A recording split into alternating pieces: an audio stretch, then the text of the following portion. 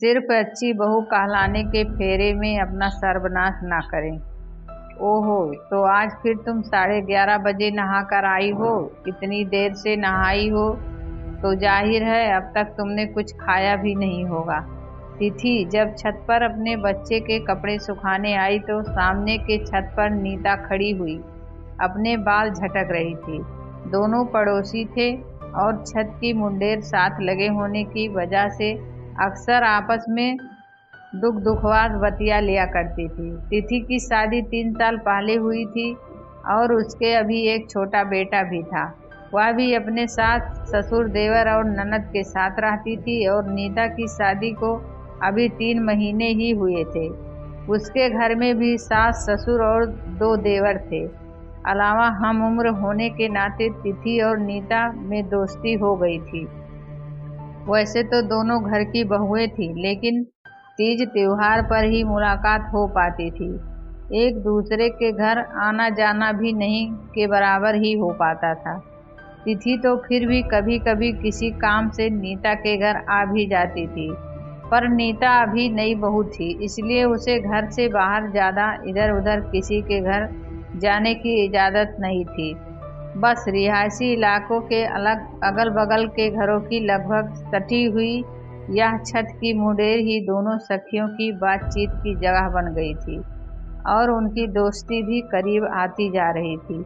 यह छत की मुंडेर ही उनका कैफे था, ऐसा दोनों हंसकर कहा करती थी। तिथि अक्सर देखती कि नीता काम में लगे होने की वजह से खुद पर बिल्कुल ध्यान नहीं दे पा रही थी।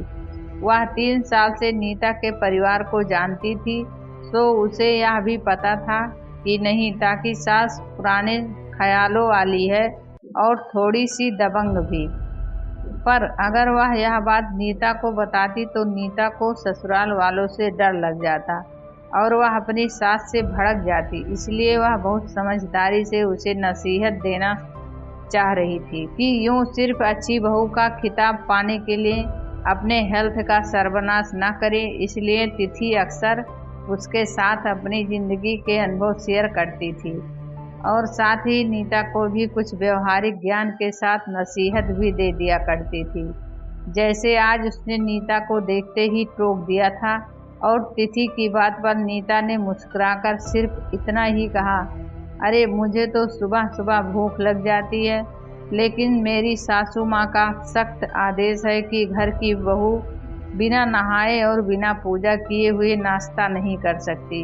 नीता की इस बात पर तिथि ने मुस्कुराते हुए कहा, हाँ ऐसा हो सकता है, पहले मेरी सास भी ऐसा ही कहती थी, लेकिन मैंने तो साफ साफ कह दिया था कि मुझसे देर तक भूख नहीं रहा जाएगा। और मैं तुम्हें भी एक नसीहत देती हूँ कि तुझे अगर सुबह सुबह भूख लग जाती है तो सुबह उठकर सबसे पहले नहाकर पूजा कर लिया करो। ना कोई ज़रूरी है कि इतनी देरी से नहाया जाए और देर से नाश्ता किया जाए। तिथि ने जब कहा तो नीता बड़े ध्यान से सुन रही थी। तिथि की बात सही थी और तर्कसंगत भी।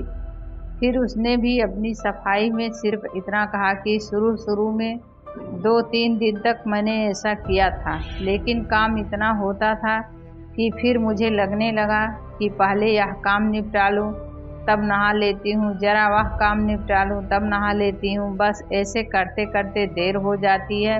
अब तिथि की आवाज़ में थोड़ा रोष आ गया, शायद उसके अपने पुराने घाव ताज़ा हो गए थे।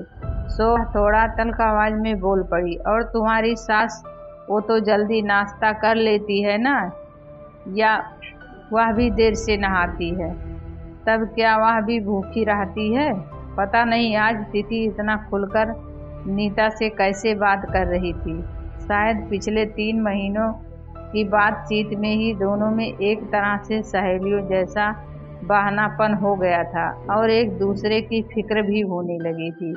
तिथि के सवाल के जवाब में नीता ने बड़ी दबी जुबान से कहा, उनकी तो उम्र हो गई है, इसलिए वह सुबह नाश्ता कर लेती हैं और फिर ठाकुर जी की पूजा और पूजा घर की सफाई का पूरा भार मुझ पर दे दिया है। पहले पूजा घर साफ करना होता है, पूजा के बर्तन साफ करने होते हैं, यह सब करने के बाद ही मैं नहाने जा सकती हूँ। फिर विराट पूजा और फिर जाकर मुंह में कुछ डाल पाती हूँ।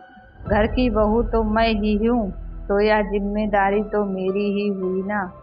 अब तिथि थोड़ा मुड़े पर ही नजदीक आकर नीता से बोली, देखो नीता, मैं जानती हूँ कि तुम अभी नई बहू हो, इसलिए तुम पर इतना काम लाद दिया जा रहा है और मुझे लगता है तुम अपनी अच्छाई दिखाने के चक्कर में कुछ नहीं बोल पा रही हो।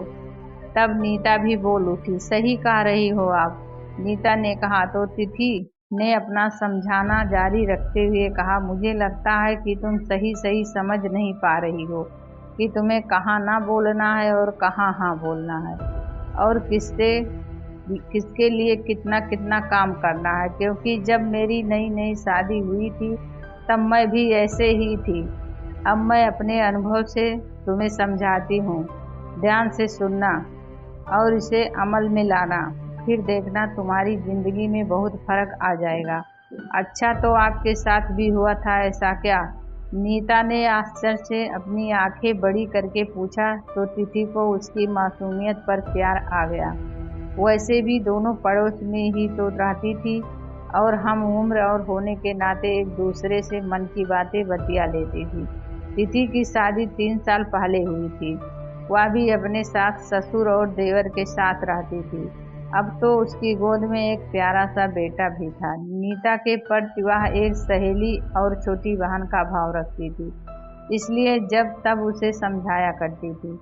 अब जबकि तिथि ने समझाया कि जब तक तुम नहीं बोलोगी कोई नहीं समझेगा, तुम जितना करती जाओगी लोग तुमसे उतना ही काम करवाएंगे, क्योंकि हम ही अपने लिए बोलना होता है, वरना सामने वाले को हमारे दर्द का नहीं पता होता।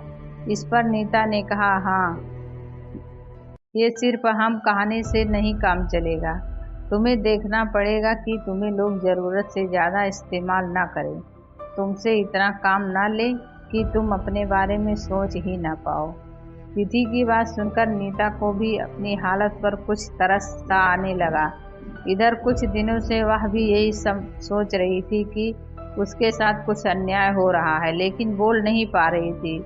जब वह देखती कि उसके नहाते हुए नाश्ते को सब सुबह सुबह बहुत मज़े लेकर खा रहे हैं और वह भूखे पेट घर का काम किए जा रही है, तब उसे लगता कि वह क्या कर रही है। वह एक पढ़ी लिखी समझदार लड़की थी, लेकिन वहाँ पर जब वह घर का काम करती तो सास उसकी बहुत तारीफ करती, हमेशा लक्ष्मणिया बहू ही कहकर पुकारती, जो संस्कार से भरी थी और पूजा पाठ भी करती थी। इधर माँ को खुश देखकर उसके पति अमन भी बड़े मेहरबान रहते और उनका प्यार पाकर वह दुगने जोश से नीता घर के काम में लग जाती थी। पर अब धीरे धीरे उसका स्वास्थ्य थोड़ा गिर रहा था और इन कामों में रुचि भी कम होती जा रही थी। आज तिथि की नसीहत सुनकर नीता गंभीरता पूर्वक अपनी स्थिति पर विचार करने लगी। अब उसे लगा कि उसे सुबह का नाश्ता इतनी देर से नहीं करना चाहिए, तो इसके लिए धीरे धीरे करके वह अपना कंडीशन रखेगी।